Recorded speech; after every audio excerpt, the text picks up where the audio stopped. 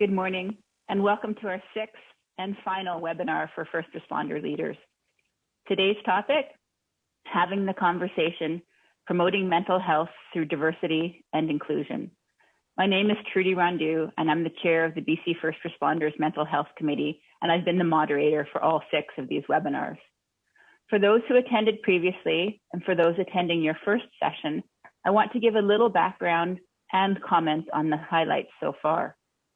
These webinars are being hosted by the BC First Responder Mental Health Committee. This committee was formed in 2015 with the intent of promoting positive mental health in first responder agencies.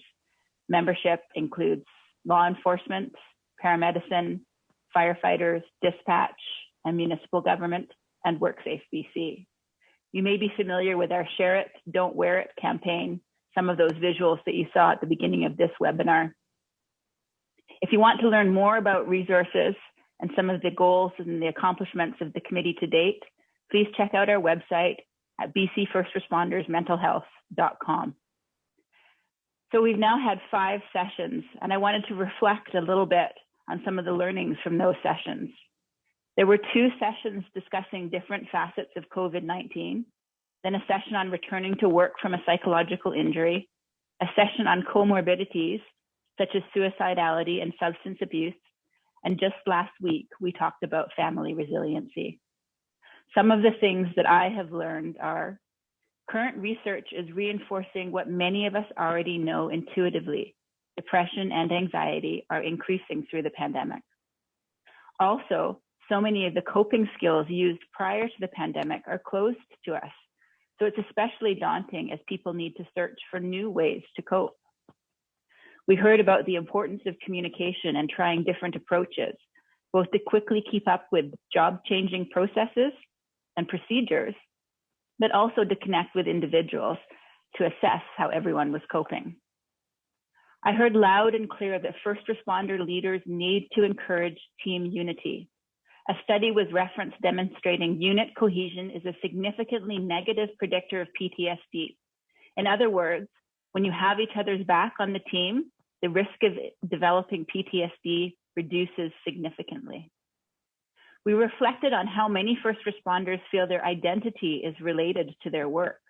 Being a first responder is who they are to the core, and that needs to be honored and respected during the return to work process.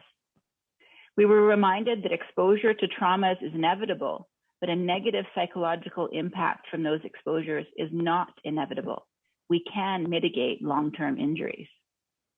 We explored the question, why is it considered heroic to suffer physical injury in the line of duty, but not so for a psychological injury? And we talked about stoicism. While necessary to protect, it is harmful when excessive. Situationally appropriate stoicism is a skill requiring discipline and practice. And just last week, we talked about the importance of being vulnerable and how to be vulnerable as a step towards healing. Being vulnerable doesn't mean crying all the time. It means speaking your truth and being open and honest. Finally, we learned that a family isn't just a mom, a dad, and 1.6 kids. It's the meaningful relationships you surround yourself with. Humans heal in connection, not in isolation. Today's session will be 90 minutes long. We'll do some introductions, then we'll have a Q&A period that includes both moderated and audience-driven questions. Please use the Q&A feature, not the chat function, to submit questions, and don't wait until the end. Submit your questions at any point. Use the thumbs up feature if you see a question that you like. We have a team member in the audience curating those questions so that they can send us some of the most popular themes or common questions. Now, who's in the audience today? We have approximately 1,000 people registered for this webinar, and 70% of those registrants self-identified as leaders. Roughly a third come from law enforcement, a third from firefighting, and a third from paramedicine, dispatch, and others such as clinicians, therapists, governments, etc. I would like to acknowledge that we're hosting this session from the traditional, ancestral, and unceded territory of the Coast Salish people, including the Musqueam, Tsleil-Waututh, and Tsawwassen people. These sessions are being recorded and will be posted to our speaker series event website, conference.bcfirstrespondersmentalhealth.com. The links to sessions 1 to 4 are now available. The links to session 5 and today's session will be posted next week. Now I ask you to spend the next 90 minutes in mindfulness. You're here now, you've registered, put aside your distractions and focus on the information that we're sharing with you. Today's subject is having the conversation, promoting mental health through diversity and inclusion. Our goal is to provide first responder leaders with practical strategies to ensure their conversations are inclusive and acknowledge diversity, and to leave leaders with a deeper understanding of how diversity, equity, and inclusion, DEI, issues in the workplace can impact mental health. In this session, you will learn how to navigate the complexities of diversity and inclusion with sensitivity, learn appropriate ways to have a DEI conversation, some do's and don'ts, understand the link between DEI and mental health, and understand the benefits of creating DEI in the workplace and its impact on mental health. Today's topic can be intimidating, especially in the use of correct and sensitive language. Of course, words matter, and I am here to learn like everyone else. I will try to be appropriate and clear as I choose my words. However, as many of you also may feel, discussions on this topic can feel like navigating a landmine. Even the good intentioned are wary, do not want to appear ignorant or insensitive.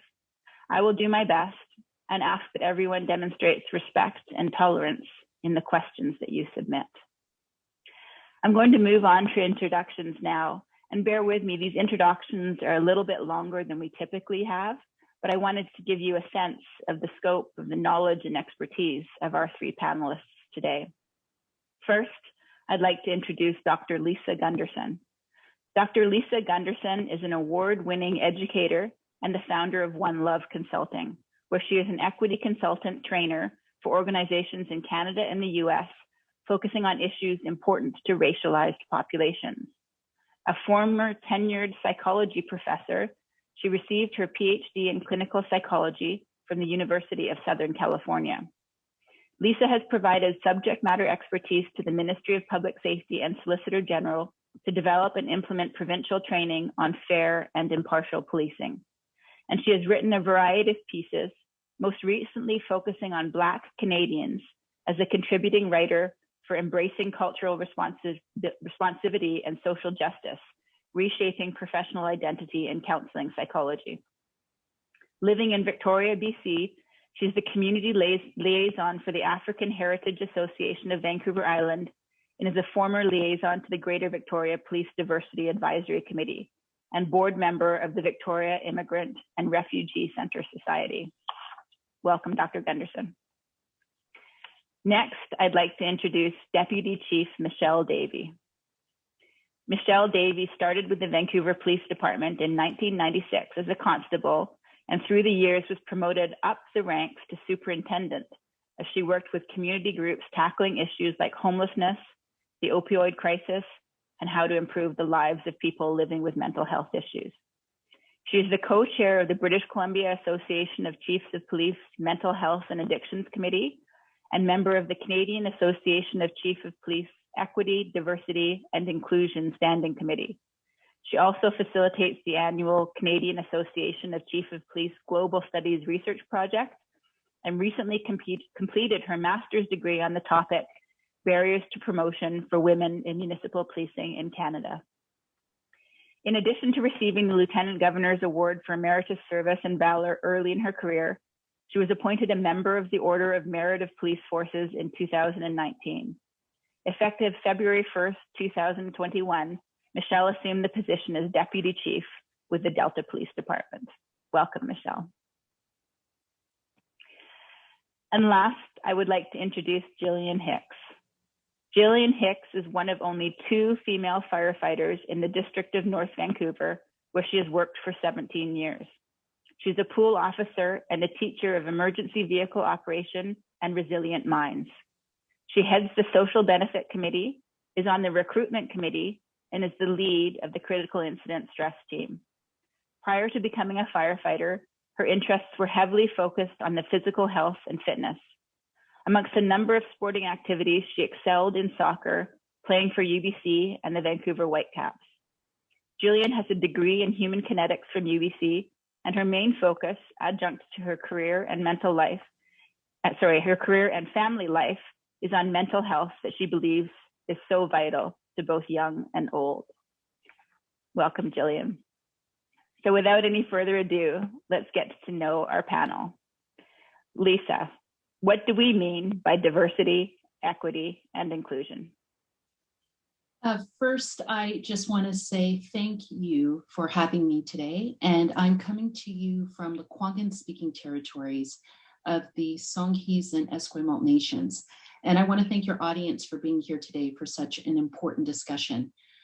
When we talk about diversity, equity, inclusion, I'm going to just break those three words up because they are different. When we're talking about diversity, we're really talking about a concept that conveys differences. And these are definitions from UBC that I particularly like. When talking about diversity, these differences are about all of our lived experiences and our different perspectives. And the key thing to understand about diversity is that it's created when people who are different from one another kind of come together. An important concept of diversity is that nobody is more diverse than anybody else. And that's really important. You can't have one person being more diverse than another. It's not a spectrum or a measure, as UBC likes to say. When we think about the word of inclusion, here we're talking about active, intentional, and continuous processes that address inequities. As UBC defines, its purpose for inclusion is to build a kind of respectful space, a community space where people can bring all those diversities and differences and feel they can bring their entire selves into the process. And when we're talking about equity, equity is not equal, that those two concepts are not the same thing. When we're talking about equity, UBC speaks to it as being part of a way to achieve kind of parity, right? That we have policies, we look at our policies and our processes and our outcomes for traditionally equity deserving groups. Those are groups that have been perhaps historically underrepresented or are currently underrepresented or marginalized, and that's a wide variety of different groups. Equity also comes in three pieces. They talk about representational equity. So that's actually, the proportional participation. And then you have resource equity. So where are resources going to? And then just being equity minded. And that's actually having a mental sense of demonstrating and being aware and a willingness to address equity. One last piece about equity, and this is from USC, Center for Urban Education, is you can see equity in action by four ways. One is that there's action to disrupt the status quo. You have to disrupt the status quo because the status quo is how you became inequitable. That we have to change our core structures and our policies and our procedures. That within the institutions and the departments and the members themselves, that they have to be thinking and changing their behaviors, their thought processes, their cultures that are contributing to inequity. And finally, we have to be conscious of bias, that much of our human decision-making, as psychologist Kahneman speaks to, is not based on facts or logic, but really based on our beliefs and traditions. So that's kind of in a nutshell, diversity, equity, and inclusion. Very interesting, and so much to unpack in what you just said. So I think a very interesting comment about diversity. No one person is more diverse than others, because I think sometimes in society, some people feel that maybe they don't count because they're not diverse, but that's not the case, is it? It is not the case at all, no. Okay, thank you. Lisa, what are the benefits of diversity, equity, and inclusion on mental health? There are so many. And I don't have time to go through them all, so I'm just going to pick a few. When we talk about mental health and I'd like to say mental wellness, when you have a system that is open and welcome to diversity and equity. We see that from an individual perspective, a person is able to be much more, they do their jobs much better. Imagine the fact that you can come into a space, bring all who you are, and don't have to worry about pretending to be something else, trying to hold certain aspects of yourself back. That leads to a certain level of higher self-esteem. It leads to certain levels of understanding and believing what you have to bring to the organization. So one aspect we know is that diversity actually increases people's ability to be mentally well and decreases things like anxiety, depression, and other negative mental wellness pieces. The other thing we know is for the organization as a whole, when the organization reflects the communities that they serve, the organization itself actually is more productive and it better serves the community. There are multiple studies to exhibit that. And so we know that the most effective organizations are ones that have diversity and inclusion, not only within the organization itself, but those that are promoting those ideals concretely, intentionally, and for the life of the organization. So not just like a checkbox is the best way to say that. And when an organization has its members who are mentally well, the organization itself then becomes safer and is more sustainable. So there's nothing that is going to be a problem in engaging in DEI. It really is a fundamental piece for keeping members mentally healthy and mentally well. And it sounds like there are individual benefits and organizational Absolutely. benefits. Yeah. 100%. Absolutely. Okay. Michelle, I'd like to turn it over to you. What's your personal experience around diversity, equity, inclusion, and how has it impacted you? Thanks, Trudy. When I started policing in 1996 with the Vancouver Police Department, I was one of about 100 women. And I worked in a variety of assignments and sometimes found myself the only woman on a team. I rose quite quickly through the ranks in the Vancouver Police Department, and where as well I noticed a difference is when I would attend provincial or national meetings of police leaders. Again, very few women represented in the room. It was most typically a large sea of white men. How that affected me in the course of my career, and I'll pick up on something that Lisa just talked about, is I found myself adapting my personality, my sense of humor, the way I spoke to fit in with the guys. I did it because I wanted to belong. I wanted to achieve that feeling of inclusion. And while I may have succeeded in becoming one of the guys, at the end of the day, for me, it was a personal struggle internally because I felt I was compromising who I truly was to be a part of this group in a male-dominated career. So I stopped doing that and I became more of myself, but I still found myself on occasion bringing forward an idea at a meeting, for example, and it being shot down. And then 6 months later, a male colleague bringing the same idea forward and people picking it up and running with it. So I still saw differences in my experience as a female police leader compared to some of my male colleagues. That really lit my fire in wanting to do some research and study more about some of the barriers that we have in policing to women in particular being successful in promotion. So I focused my research in my master's thesis on that very topic and learned a lot that I was able to share on a national level with the Canadian Association of Chiefs of Police. I think the appetite now in Canada is ripe for this discussion on equity, diversity, and inclusion. And police leaders have recognized the importance of inviting diversity to the table at not only the executive ranks, but throughout every layer of the organization. Okay, thank you, Michelle. You talked about this sense of belonging. Can you expand a little bit more on what that felt like or didn't feel like when you didn't have it? Again, picking up on what Lisa has talked about initially, we really truly thrive when we have authentic connection with others.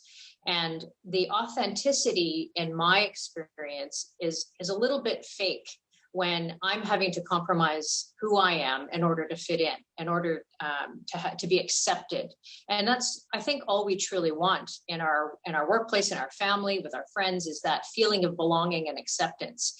And ultimately, initiatives that have seen the increase in equity, diversity, and inclusion in organizations should have that ultimate goal of creating that authentic inclusion feeling, or that feeling of belonging, because otherwise it's just window dressing, it's just numbers, and it's not going to help an employee truly feel like they're a part of that organization.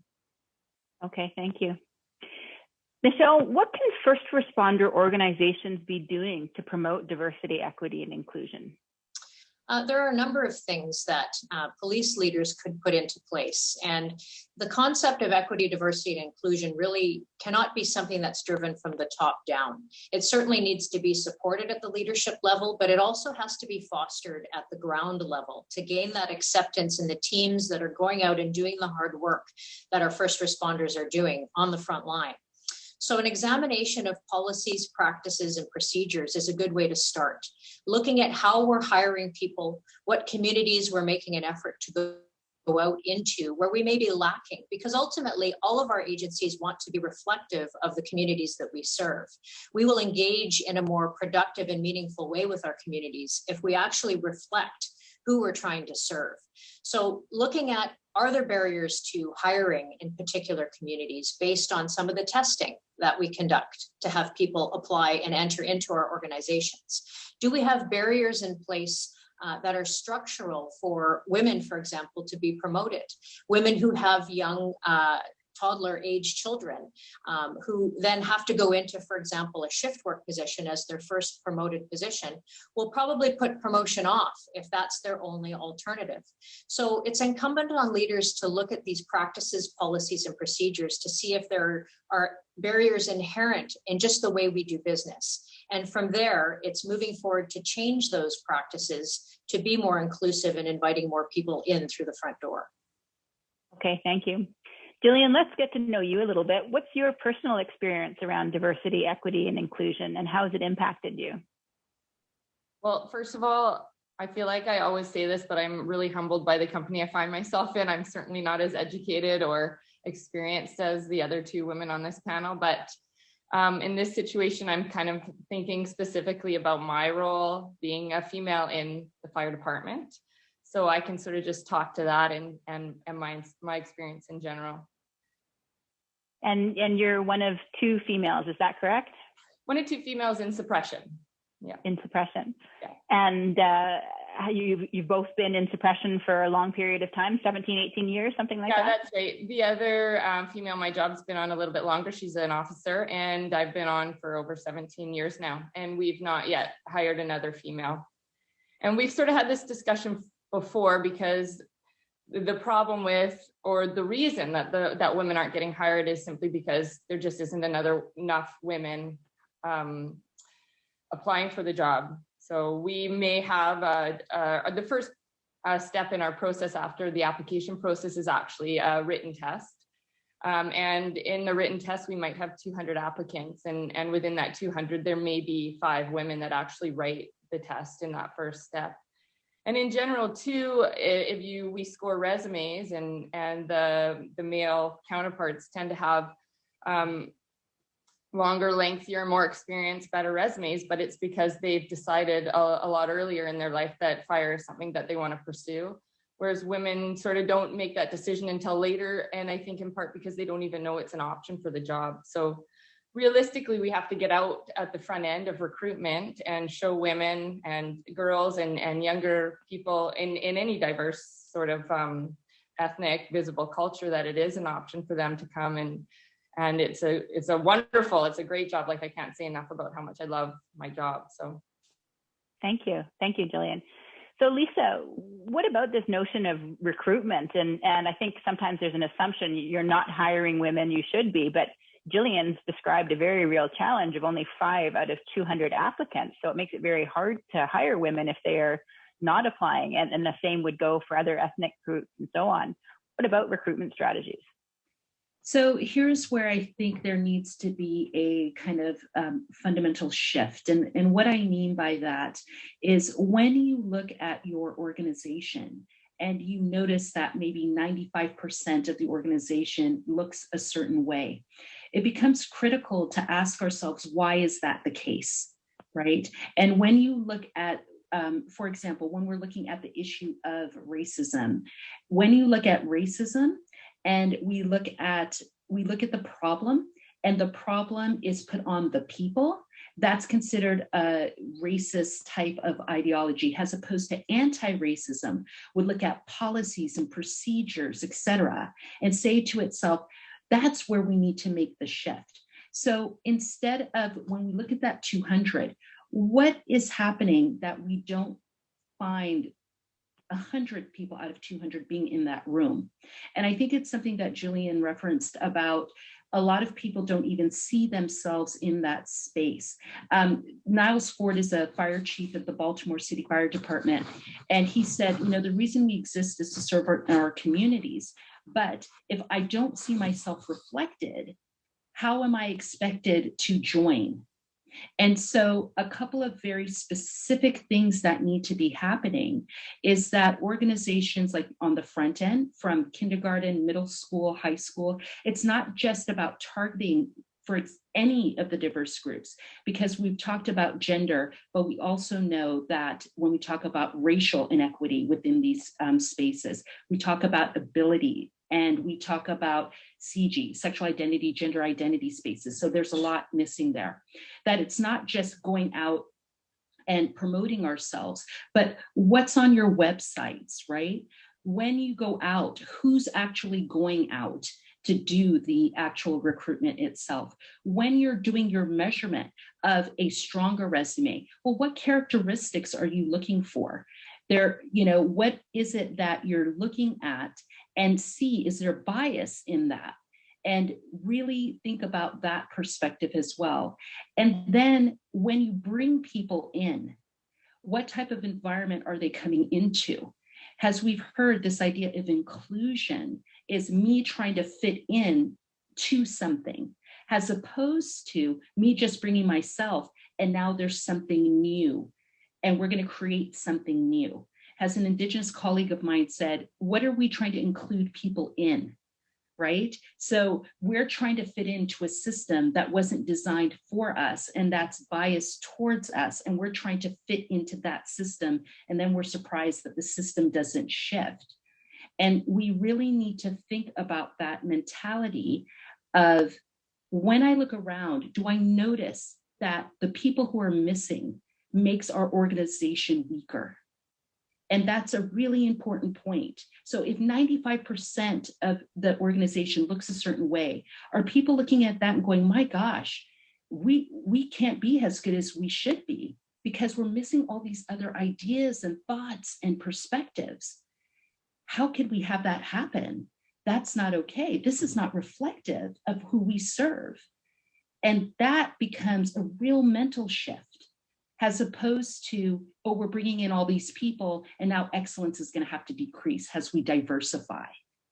That is a very important mental shift that needs to happen at the leadership level all the way down. And if you do that, then you will find creative strategies and ways to make that table look different. If you believe that table is supposed to look different. I hope that makes sense. Yeah, I love that concept of what are we missing by not having diversity, right? What gaps do we have and how could we learn and grow if we do have diversity? A very positive perspective on it. Yeah, thank you. Michelle, how do leaders identify diversity and equity champions in first responder organizations? You know, we are a militaristic type of organization in law enforcement, for example, where you're supposed to follow orders and people are promoted to positions of power through promotional processes. And then you're supposed to follow that promoted person's direction. That's what we do. We take orders. And the challenge in a police organization that's hierarchical like that is you have to choose your leaders wisely, because the importance of the message that leader delivers on behalf of the philosophy of the organization is important. They can influence a lot of people. So it's important to choose wisely in your leadership teams to make sure that the people you're choosing are reflecting the value of your leadership as the leader of that organization. It's also important to identify and empower the informal leaders in an organization. So people that you know in your organization that others follow because they're influential in different ways, but in particular ways. So bringing those people into your fold and trying to share your vision of inclusion and authentic belonging and getting them to buy in whatever way you have to, whether it's through education, coursework, etc. Hiring an independent consultant firm that specializes in increasing and improving equity, diversity, and inclusion in organizations is another way to go. There are a lot of resources available. Sharing that knowledge with those informal leaders is just as important as sharing the knowledge with the formal leadership team in your organization. Excellent. Thank you very much. Jillian, have you seen the culture change in your almost 20 years? Oh my gosh, Trudy, don't age me. Yeah, a big time shift for sure. And I think when I first got hired, it was there was definitely some struggles. There were some dark days for sure. And a lot of it probably was my perception and feeling like I didn't fit in and I didn't have that belonging and that girls weren't welcome in the fire halls, or, before my time, you hear all the stories like men were adamant that women shouldn't be firefighters and there's no way that they're gonna get hired. So that progression has come to the point now where I feel like I am a part of the team. My shift enjoys having me there, I think.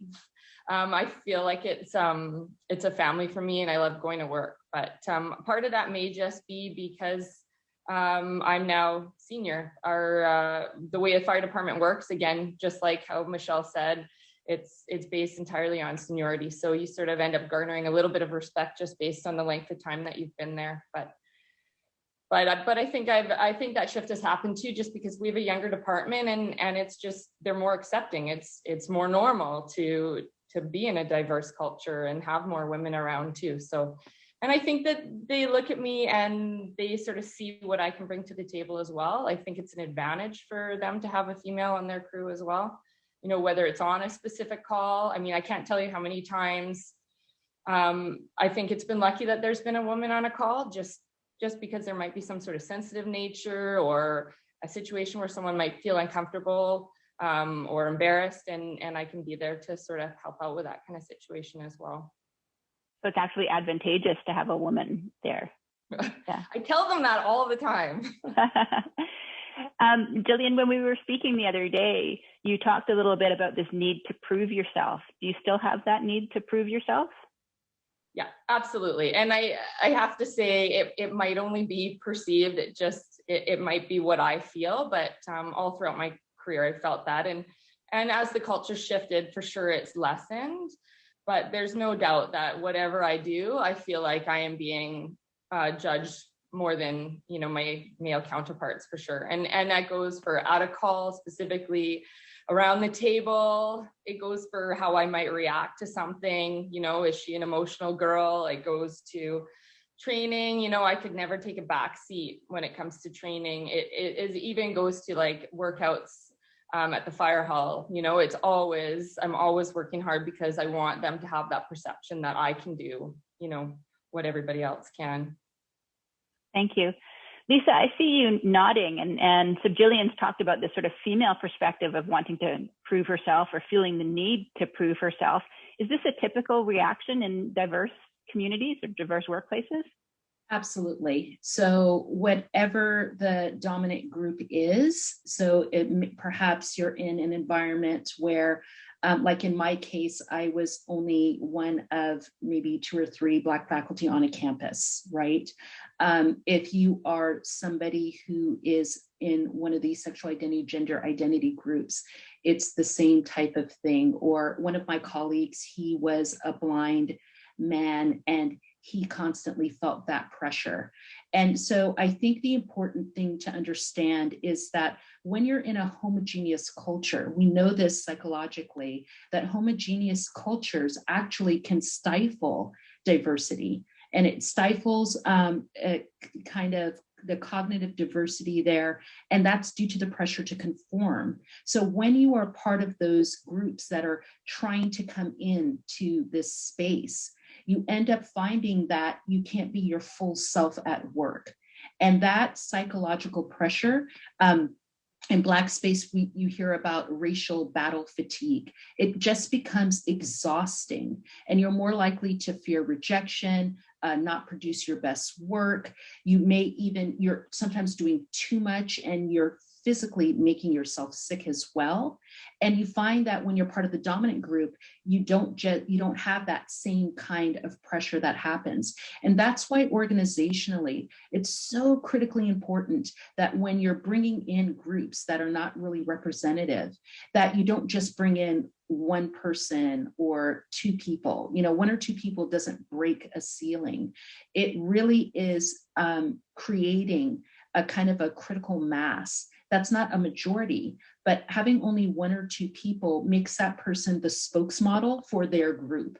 So now I'm speaking for all Black, or what I do is reflective of all Black persons, or all persons with disabilities, or all women, or all transgendered people.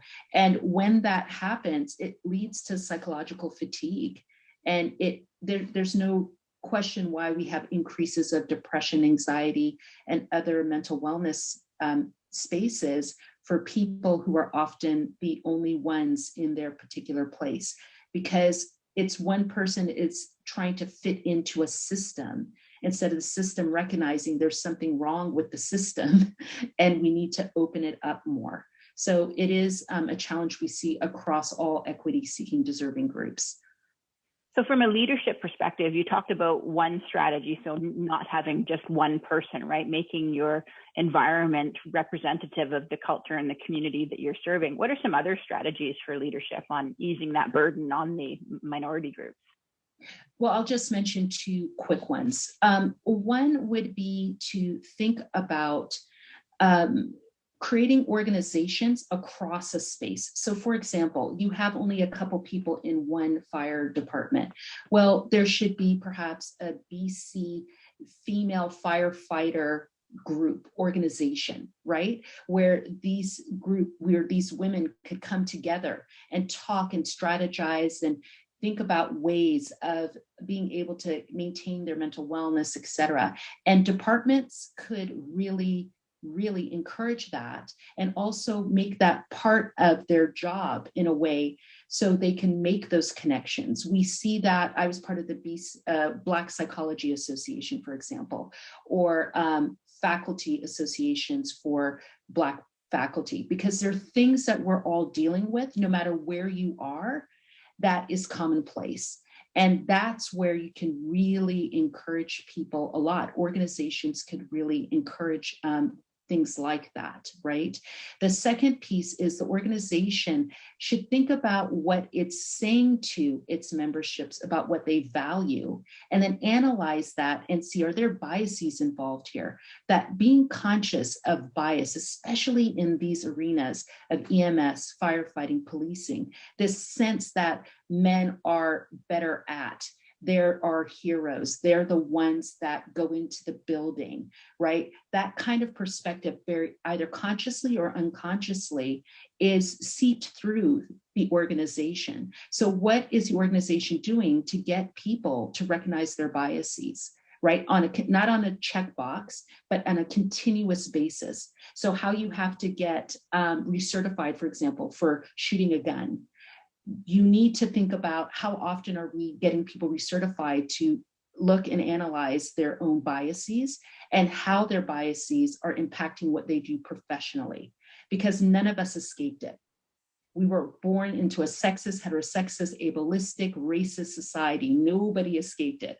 So it's not a question of if that exists, it's how does that manifest in us both professionally and personally. And if we're not addressing those issues, you're not going to have a shift in the culture in a significant way, the way that you need to do that. So that needs to be a mandatory part of the training and reviewing process. Thank you. Michelle, we're talking about biases. What kind of biases have you experienced and how have you overcome those in your career? I think, I've been on the receiving end, but it's also important to also look internally at one's own biases. And community has helped policing over the course of time in recognizing its own biases. Number one, showing us that we're not reflective of the community that we're serving, that we're missing key ethnic, cultural components of our society. So forcing us to look inside at our hiring practices and making sure that we change, that reflection to be more part of our community. Along the way, as well as, a police incident happens, and we can look to the South in the United States with many examples of police incidents that have occurred that has raised the topic of systemic racism in policing. And it's an important topic for police to examine and to look inside and reflect, and to build off of what Lisa's talked about, to put into practice regular training, regular practices to force that internal view on how we're reflecting to the community, on how we're engaging with the community, on communicating better and being more transparent with the business that we're doing. And I'll talk about police stops as an example. Police stops can be a very effective tool to be able to solve a crime.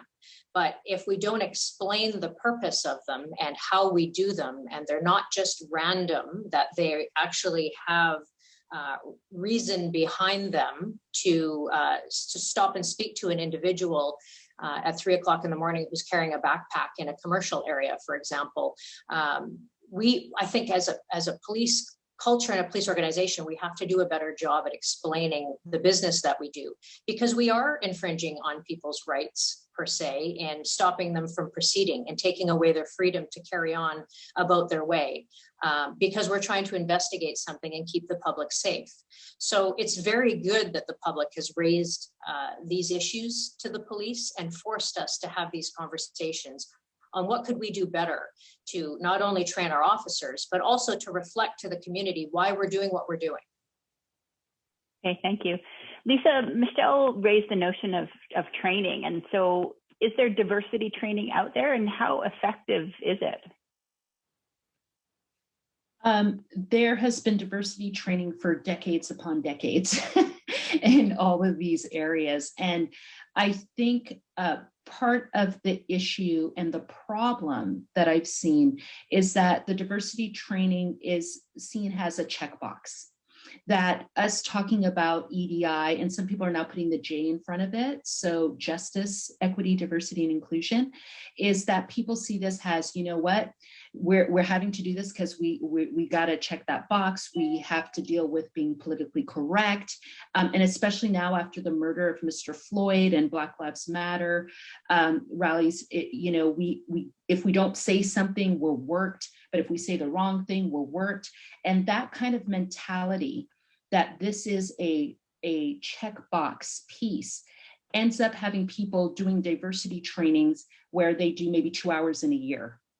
They ask people to do it off the side of their desks, or they're not really created for your particular organization and what your organization needs. They're not customized.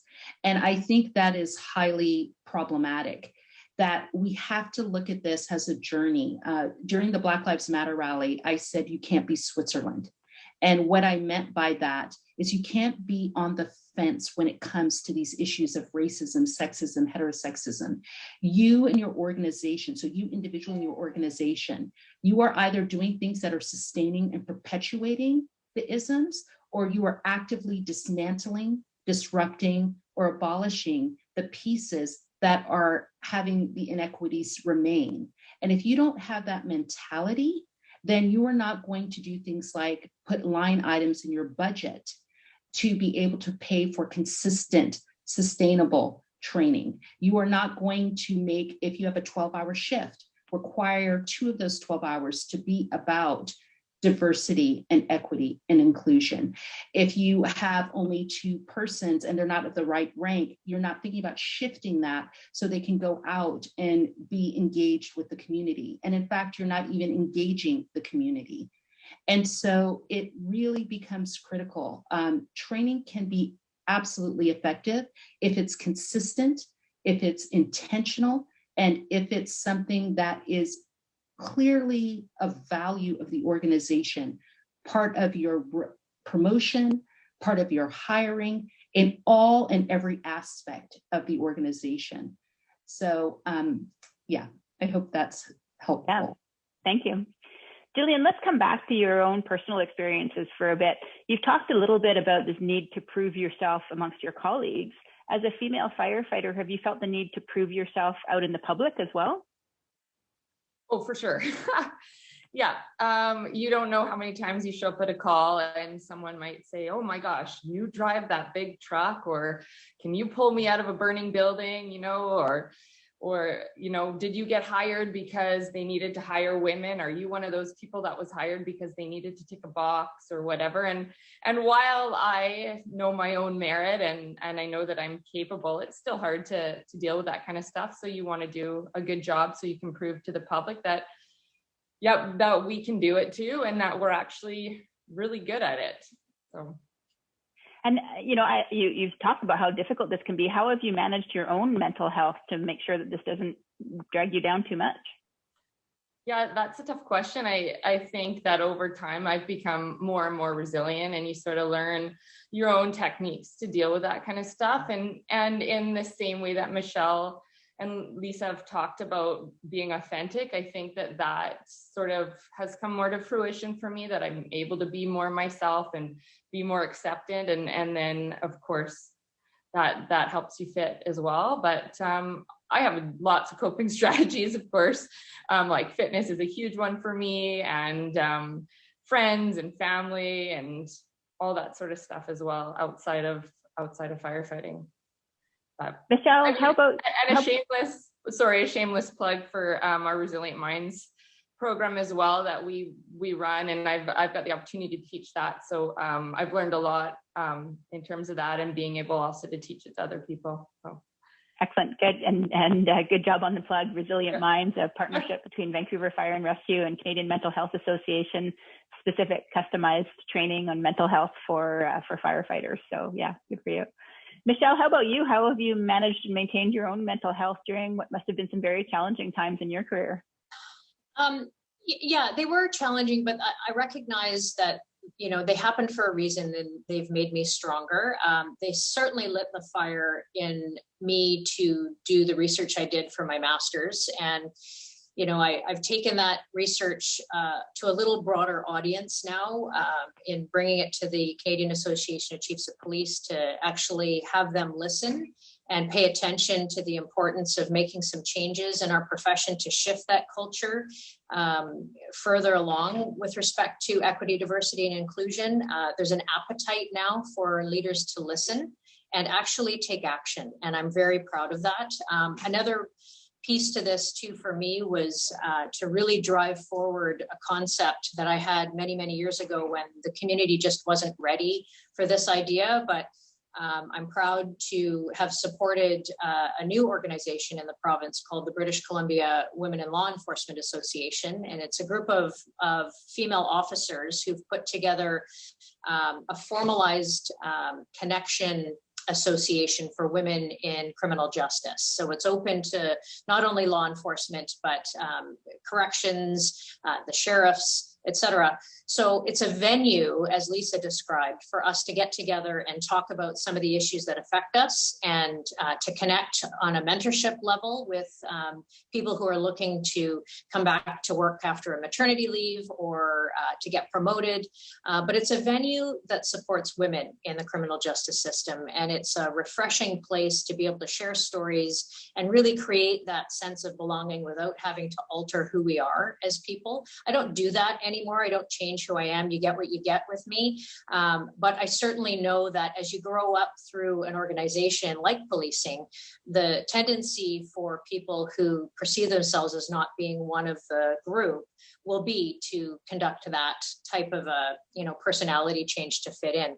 So it really is about teaching this group that you don't have to do that. And a big mantra for me is to try and leave the path more open behind me than what I had to walk through to get to where I am. And that's sort of the purpose behind BC Women in Law Enforcement. And it's my goal as well as a police leader for women moving forward in our culture is to try and leave that path a little bit more open behind me.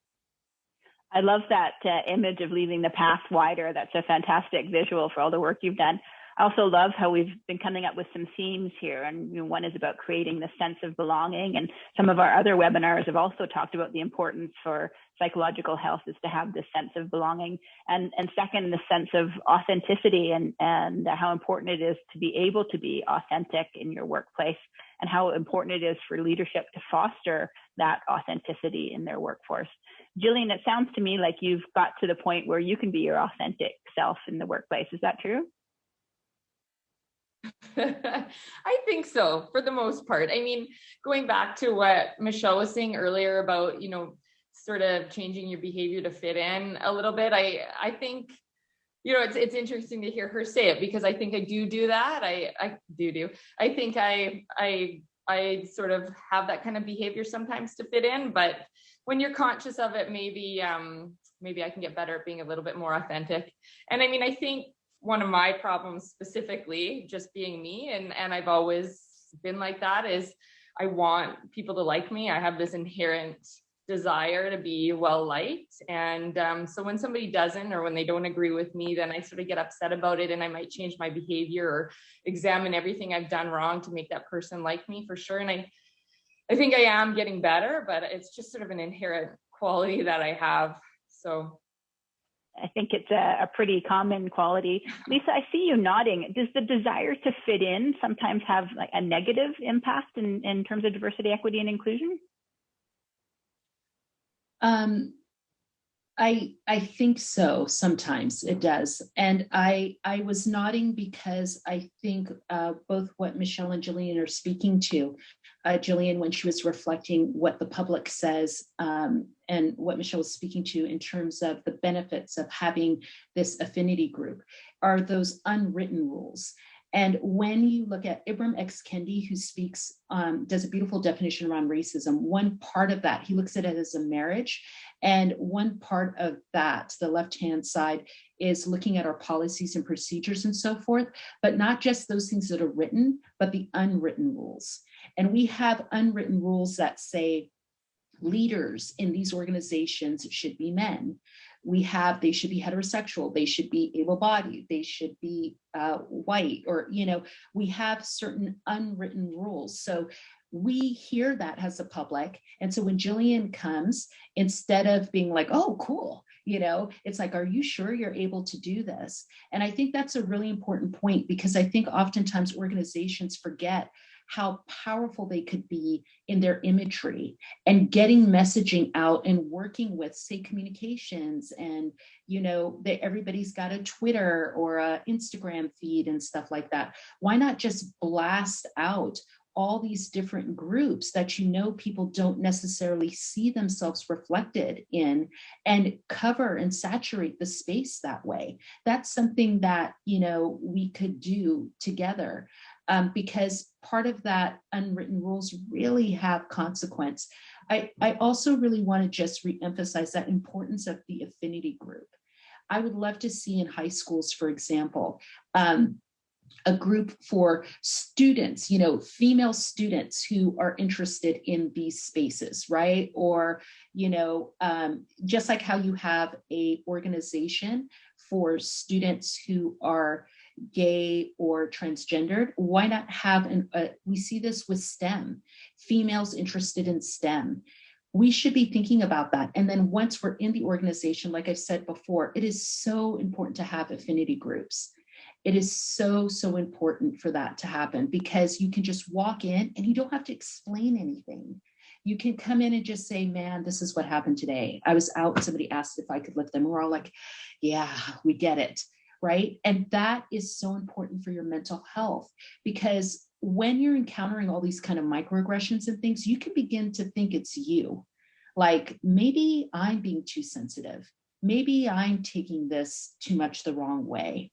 And to the point where we do that so often that we really just take on this stuff, and unless it's really egregious in your face, that's when we talk. But all those things that we're taking in, Dr. Sue calls them little, they're like little paper cuts. That's what builds up and creates a mental wellness problem for us. It's not necessarily those big incidences. It's that day after day of seeing and having to say, no, I can, and doing this and laughing at the joke that's not really that funny and all of that. It's that continuous barrage that is what's happening. And if I could liken it to anything, it's kind of like if I just hit you with a hammer just a little bit, eventually your finger goes numb and you don't really notice it, as opposed to me just going bam, right? And you're like, ow, it's this that's happening on a regular basis. And I think people don't recognize that. So I think that's an excellent point. And so for the leaders in our audience, what can the leaders be doing to stop these microaggressions, as you call them? A few things. One, they need to somehow figure out how they're going to learn about what those microaggressions are. Right? So it's kind of like, I'll just use a personal example. I don't see a group of non-Black people trying to figure out what Black racism is like. You have to come to us and ask us about our lived experiences. And part of the problem is many times people believe they know our experiences better than we know our own experiences. And I'm saying this across the board, across all of our groups. So how are leaders finding out what's really happening? A bunch of leaders could get together and do, for example, a survey provincially, within certain districts. What is going on with members of our CG community who are firefighters, police officers, EMS? You want to do that, and how can they honestly give their feedback without putting themselves at risk? Because while all this is, good on you, and it's like, but we've opened it up. Am I really going to tell you everything that's going on when I'm one or two of a team that finally accepts me? Now I'm going to go blast them. You have to really think about, how can we get this feedback in a way that keeps the members who are giving it to you in a safer space? I don't believe in safe spaces. And then when we get the feedback, how do we counter that ability to not believe it? Right? Well, maybe it's just them, that really what they're saying is really real. And if you think about all these cases that we've had, it always starts out with one person or two, then all of a sudden 3, 4, 5, 6. So I like to tell people, when you ask us our opinion, believe what we say, even if it doesn't make sense to you, because things are happening in our communities, in our spaces that you have no idea about. You have to trust that we know our experiences more than you think you know our experiences. So leaders need to figure out how to do that. And I think they should do it collaboratively across the spaces because of the numbers. I think that's something they could do almost immediately. Excellent. That's great advice. And I really appreciate that shift in perspective. So it's not what you necessarily understand, but believing what this experience is, has been told to you. I'm going to shift to some questions that we've got from the audience. I'm going to start with the panel, and maybe Michelle, I'll direct this one to you. Wondering where people with disabilities fit into this conversation. Yeah, that's a really good question, especially with a couple of professions like firefighting and policing, where there is, and I'll speak just first about physical disability. There's, you have to go through tests to get onto the job, proving your physical ability. And it is a good question, because I do believe that there is a significant gap in our staffing relative to people living with disability. And therefore, there's a gap relative to our understanding on how to serve that community, how to incorporate that community into our organization. when you have this competing interest with requirements that are physical based, to get into the policing profession, for example, or into the firefighting profession. So it is a conundrum for our profession, for sure. There's no easy answer to that other than, do we start thinking about our profession in a different way? And building on something that Lisa said, just with respect to that, we celebrate the oftentimes the tactical abilities of our officers and their ability to run into a burning building for Jillian's profession, et cetera. But what about the other skills like de-escalation and having emotional intelligence and being able to communicate effectively and compassionately with people, which really forms 95% of really what we do. We're talking most often, we're having to apply force in a very small percent of the times that we engage with the public. So where are we celebrating those skills and giving credit to those skills in our profession, whether that's through hiring or through promotion, et cetera. So I think that fits in line with your original question. Is I think it forces a relook of, what do we value? What does the 2021 police officer, firefighter, or paramedic look like? And what skills do they need to possess to serve today's public, not the public from 20, 30, 40, 50 years ago? Okay. Lisa, I'll ask the same question from your perspective. Where people with disabilities fit into this conversation? Yeah, we've been talking about this kind of in silos, and the reality is the intersections, right? I liken it to if a group of people who identify as male got into a circle to talk about the menstrual cycle. What would that conversation sound like? They would be able to, maybe they have sisters and other people, and they could relate to what they've seen, or maybe have a daughter, et cetera, but they can't really think that through.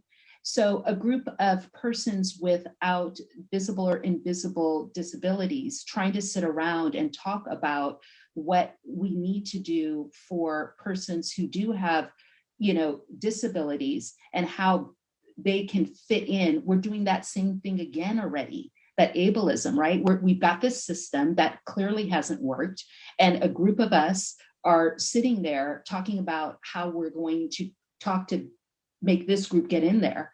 We need to go to the communities. There are things that are happening in those communities, and ask, what do you think needs to happen? What does that look like? So that's one piece. And like Michelle has said, when we look at what you all do in terms of your professions, is there really not a space for people with varying ability statuses? And the answer is clearly they are. But if we are, I'll give you a quick example. I used to give, when I was teaching a certain section and on ableism, I did this course on psychology. I used to give this assignment of asking people to take away one of their physical abilities and write about the positives of that, like their lives, how their lives could be. And I actually had to stop the assignment because everybody was just thinking about it in a detrimental way. It was doing exactly the opposite of what I had intended. And so I say that to say that it is so critically important to work with agencies and organizations that understand these communities so well, in concert with these organizations, and relooking again, as Michelle said, the organization for today. There's no way somebody can't convince me that persons with visible and invisible disabilities don't have a role to play, and a significant one, in every one of these spaces. And so how we recruit to that, how we hire to that, is going to be different. And I have to remind people that ultimately everybody's job here is to serve their communities. And the way that we keep each other safe, and the safest thing for you, is to be able to do that to your utmost ability. And that means communities know what they need, and seeing themselves reflected is probably one of the most important things that could keep people safe, right? So again, think about what we're missing by not having them there. Thank you. Jillian, questions come in for you. Thank you for being here. based on your experience, what advice would you give to help foster a sense of belonging in the workplace? For whom? Like for all of us that work there? Yeah. Yeah. Well, all I would have to say, I mean, I think inclusion is the biggest thing. I think every single person that's on my crew or on my job has something to offer. They might have a stronger skill set at one particular discipline, or maybe weaker at something, or whatever it may be, but every single person that's on that job has something that they can offer. So I think we have to look at it like that, be completely inclusive and recognize everybody's strengths so we can come together as a team. Excellent. Sounds like great advice. Michelle, next question's for you, and it's a bit of a longer question. So, Michelle, how do you maintain a high level of candidate recruit and not compromise on standards while improving DEI? Resentment happens when standards are lowered to increase DEI numbers, especially in first responder organizations. Yeah, you know what? I honestly think it is completely possible to not have to reduce standards to hire a diverse workforce. It's entirely possible. We're just not recruiting to the right communities. We're not making an effort to reach into communities where we're not necessarily highly represented. And that doesn't mean we have to sacrifice standards. It doesn't mean we have to change what we're looking for. I firmly believe we're still able to get suitable candidates who bring to the table what we need for policing, for example, in 2021, without having to sacrifice anything. It just takes effort, and we have to recognize that we have to do more. And it's difficult during COVID because we can't go out and face-to-face, in-person contact, communities, show up at different events, et cetera, because of the restrictions that are in place. So we have to be creative and do it in a different way, whether that's using social media and reaching into, inviting ourselves into community meetings, et cetera, that are happening virtually. There are different ways we can do it, but I would argue that it's entirely possible to hire an excellent candidate from a wide range of different aspects of our community without sacrificing what exactly we're looking for in our candidates to be successful police officers in 2021. It's really interesting looking at the questions that are coming in, because there seems to be this theme around we're going to have to lower our standards. So Lisa, the next question is actually for you. Can you address the idea that organizations lower their standards to allow for DEI? How can we change that mindset? Sorry, I'm laughing so hard because that is one of the ones that just goes, ugh.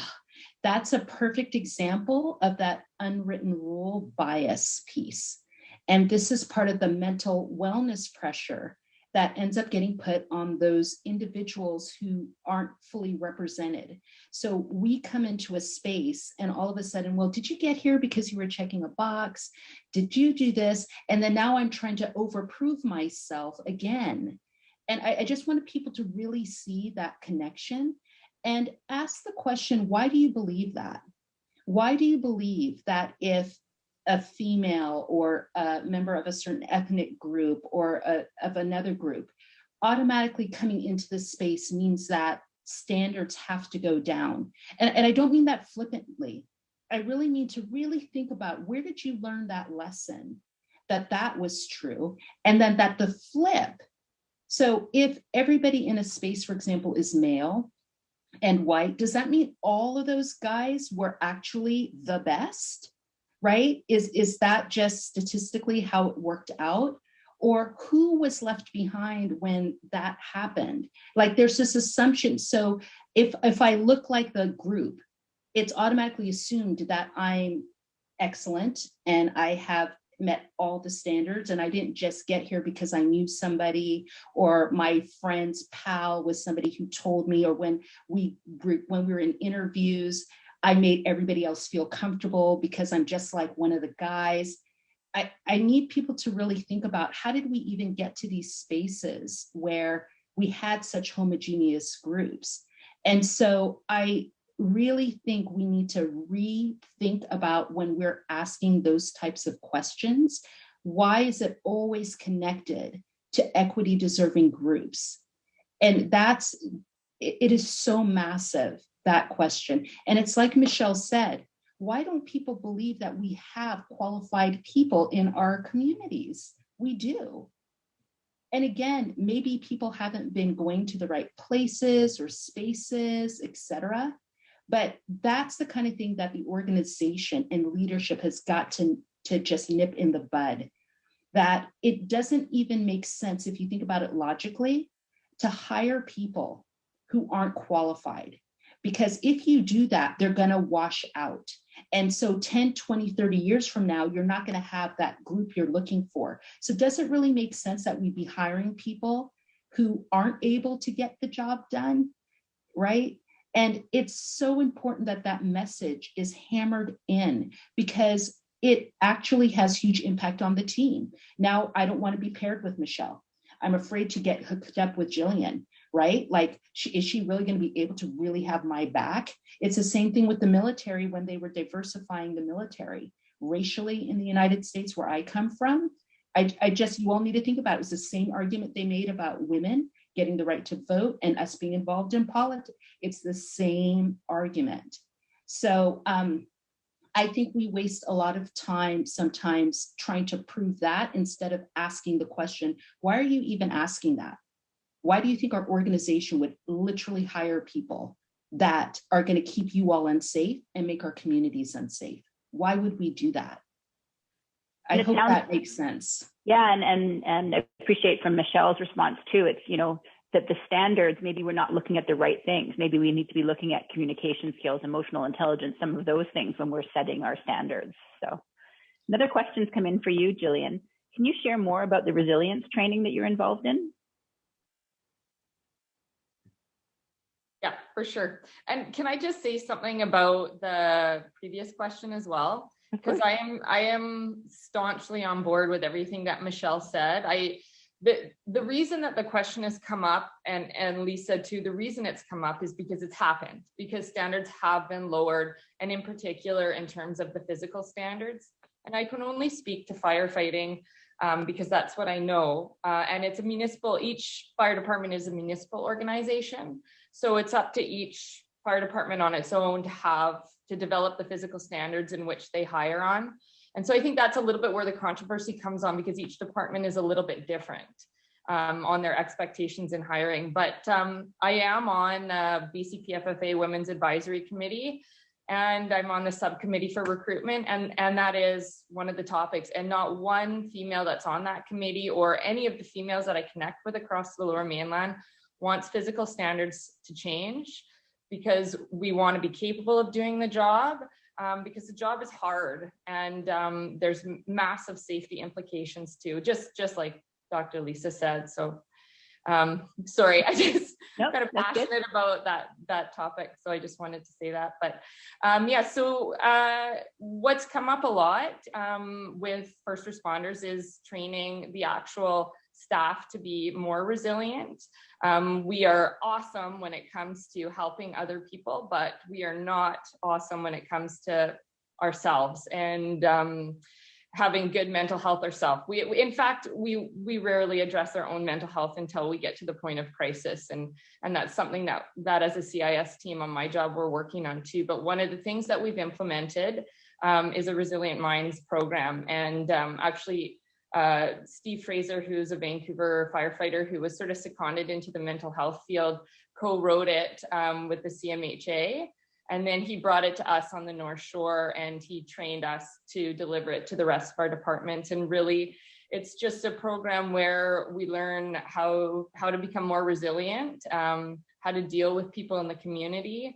So it's taught me a lot, and I'm glad that I'm glad that our department is supporting that kind of training, so that, in the long term, we won't get into those sort of more critical crisis situations where we need more help. Okay, thank you. My understanding is that many of the fire departments in the Lower Mainland have done Resilient Minds training, and that the BC Municipal Safety Association is currently offering the Resilient Minds training program. Michelle, question for you. Our agency provided fair and impartial policing training in 2017. The training has very structured guidelines. How do we customize the training for DEI, and how do we keep our members current and updated? Well, there are standards that are set in the province for the type of training that police, for example, get. And the standards would have been set provincially for everybody to touch on particular key learning objectives. But that shouldn't stop an organization from tailoring their own training to the specific needs, not only of their own organization, but of their community.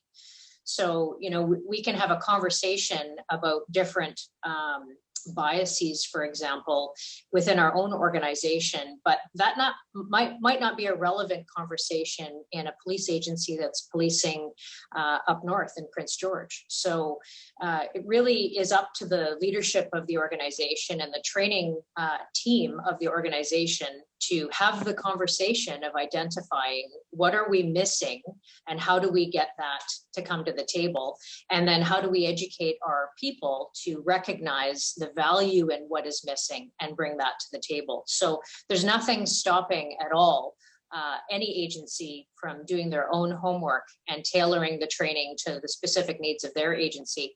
In the Delta Police Department, for example, we've hired an external firm to do an equity, diversity, and inclusion audit in our organization, not only on what we're doing internally to support hiring practices, promotion practices, transfer practices, et cetera, to ensure there's equity across the board on all of those, but also how we're reflecting externally to our community. So you can call in help and hire out with subject matter experts who can come in and help you identify in your agency where your gaps are and what is missing and how to bring that missing piece to your table. But the key is you have to want it, right? You have to want to know what's missing and ask those questions and invite that conversation. And it's a tough conversation, especially for a profession like policing, where stoicism runs deep, where we're not supposed to show emotion, where we're not supposed to reflect emotion. It's a hard conversation for police leaders to have, but it's important. Thank you. I love how this theme keeps coming up now of what we're missing, and really appreciating the fact that we are missing something by not including these various groups, and looking for the opportunities that they can bring, as well as this notion of reflecting the communities that we serve. And we have very diverse communities in British Columbia. So question for the panel. So Lisa, I'll turn to you first. How can first responder leaders champion DEI? I'm going to answer that and then just very quickly add to the two things that have been said. I think you champion it by first making sure you've done your own inner reflection. You are clear on your own true feelings around it. And the reason I say that is people can tell, when you're talking about something that you truly fundamentally believe in is key and important for the lifeblood of the organization. When you're engaging in this shouldn't be about this month or next month. This should be about 30, 40, 50 years from now, when you're not even on the planet anymore, that your organization is championing this and having that idea. And if you fundamentally believe that, by engaging in DEI, your organization is not only holding true to what its mandate is, but it's going to be safer for all your members and for the community, that it's going to make the organization just incredible. If you really believe that, people are going to trust that in you. And I think that's the number one thing, is when you're talking, that people are looking at you going, oh, he's just saying what he has to say because, he's going to get in trouble if he doesn't. It's that real. And so that means really looking at yourself and being honest about the real barriers. This is not a sprint. It is a marathon.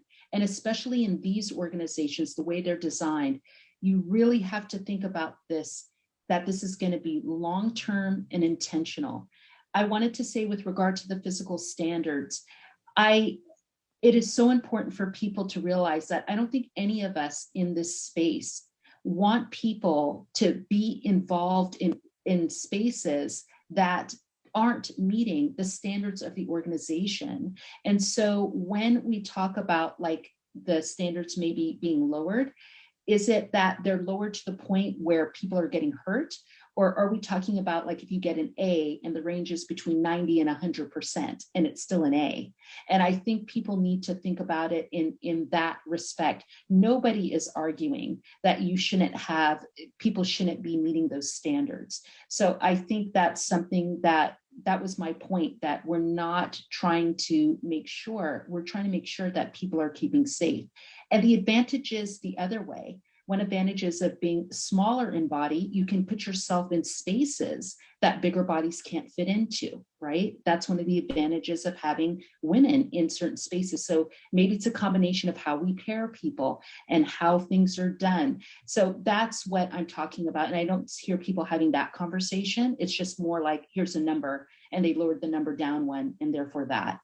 And then for fair and impartial policing, because I was person who helped Canadianize that, it's really important that there's certain pieces of it that are there for a reason. However, it was always clear that you should be taking examples from your particular spaces and engaging in the material that way. That's why cops are teaching cops, and why in your space that becomes really important. Because remember, FIP wasn't originally designed in the US. And in order to maintain that integrity, a large percentage of that had to be retained. But we were also able to Canadianize it in many ways. But it was always with the idea that individual organizations would put their own spins on that and lived experiences while maintaining the stuff that's in bold that you have to keep consistent, right? Thank you. Lisa, we've got another question for you. Is the expectation that change can and will only occur through the enlightenment of the dominant group? I'm stuck a little bit because I'm trying to think the best way to answer that would be yes and no. I mean, every one of us has biases we need to be working out. So for, whether it's as a heterosexual person, when I'm hearing homophobic commentary, I need to be dealing with that, right? So I guess I'd like to say the dominant group, the isms that are happening, they're happening because of your group. So I encourage all groups to have affinity groups. So in terms of anti-Black racism, for example, that's not just a Black-white issue. There's anti-Black racism in Indigenous space, and in Asian space, and Latinx space. There's anti-Asian, racism in Black space, and all these spaces. So when you're part of that dominant group, it is up to you, because we're the ones perpetrating the racialized violence and trauma, right? It's not my son's Black friends that are coming to him to ask him for the NPAS, which is permission to use the N-word. It's not other Black people who are sticking their hands in my hair, right? That is happening by the dominant group. And so I think part of it is the dominant group getting together with itself and having conversations with itself. So when a group of men get together and sexism is happening there, sexism doesn't start when I walk in the room. Racism doesn't start when me as a Black person walks in the room. It's already sitting there. So when men, for example, are doing jokes with one another, it's up to them to stop the sexism within that space. If you are in a space and you're hearing anti-Indigenous rhetoric, it's up to the non-Indigenous people in the space to put a stop to that. And here's why it's so critically important. That's your power and privilege. Here's why that's so critically important, is having affinity groups where people are able to honestly talk about that. Like, these are the lessons we learned and we're going to fix that. It is so important because you have the power to make the changes. If you look at women getting the right to vote, it was men who had to make the vote. They made those changes, right? We pushed the envelope. I pushed the envelope, my people, but civil rights legislation was passed by white people. Gay persons getting the right to marry was passed by heterosexuals because they're the dominant group. So instead of fluffing off and saying, I don't have power and stuff like that, you need to recognize your power and your privilege and use it for equity. use it for racial equity and sexual equity and all of that. You're the ones that need to be doing that conversation. So yes, in that frame, absolutely. When Jillian's out of the room, hopefully the men are having conversations about how to fight and combat sexual things that may be happening, to anybody who comes in, if that makes sense. That's the conversations that needs to be had without us in the room, because you're the ones having the power to do that. So create your affinity groups, do that. Be dismantlers and disruptors and abolishers. We all can do that. And I believe that's our mandate to do that. Thank you, Lisa. Jillian, final question from the audience for you. How can peers support DEI in the workplace?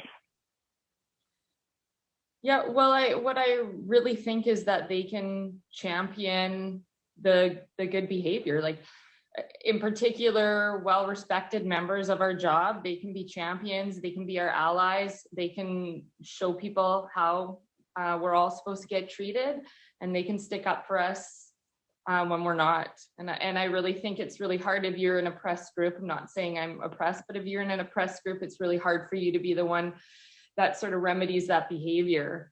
You need leaders on your job and your peers to be the champions of that behavior too. Okay, thank you. Preeti, can I add something to that really quick? Sure, yeah.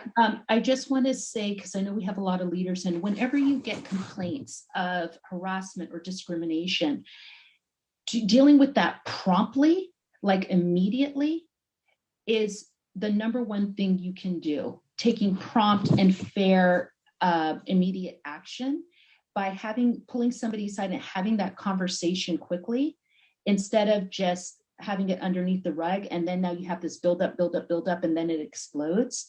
It is one of the number one ways that you can really champion EDI, is having that conversation as quick as possible. So don't just brush it off, but deal with it immediately. Prompt action. Thank you. We're winding down to the final few minutes of our webinar here. So I have maybe a difficult question, but I'm going to ask each of you. That's one action a first responder leader could take tomorrow to promote diversity, equity, and inclusion. So Michelle, one action a leader could take tomorrow. I'm actually going to steal Lisa's advice because I love it and I believe in it as well. It really is up to that leadership group, which at the top of all police agencies right now in the province, municipal police agencies are men, is to have that conversation of what is missing at our table and how do we get what is missing to our table. Thank you. Jillian, you next. One piece of advice, leadership action to take tomorrow. Well, I would say kind of twofold thing. One is to recognize the work of women and oppressed or minorities or whatever, but actually recognize that and support it. And the other is just champion it. Be proud of it and support it and put it out there in the community and with all the people in the workplace. Thank you. And Lisa, one action leaders can take tomorrow is sit down and have a real conversation, just like Michelle said. Sit down tomorrow and say, we know this is what's missing. You all have the stats, you have the numbers, you have the information. And ask, do we truly want to make this look different? And I mean that so honestly. And if so, then instead of talking about all the barriers, but this, and that, start talking about how you're going to disrupt them, dismantle them, or get rid of them. Not being allies, but how are we going to disrupt it, dismantle it, and get rid of it? Thank you, Lisa. That's a wrap for today and a wrap for our entire speaker series. Thank you to every attendee for your commitment to first responder mental health, particularly those attendees who attended all 6 of our webinars. Thank you very much to today's speakers for your lived experience, your authenticity, and your advice. And thanks very much to the team who worked on putting these together, from registration, logistics, selecting speakers, etc. It's been a tremendous amount of work, and I'm very appreciative for the team that I've had supporting this. After I say goodbye, please take a minute to view the slides, making note of the many organizations that came together to put on the series to benefit your communities and your members. A short survey will be sent out later today. I encourage you to please watch out for it in your email, and I really appreciate you taking a few minutes to complete it. We're especially interested in hearing if you found value in the webinar format and if there's interest for us to put on more. So please take the few minutes to complete the survey. It really helps guide us in terms of our future direction. As well, feel free to email info@bcfirstrespondersmentalhealth.com. Again, to learn more about the BC First Responders Mental Health Steering Committee and its resources, I encourage you to go to the website, bcfirstrespondersmentalhealth.com. It's been a real pleasure. Thank you.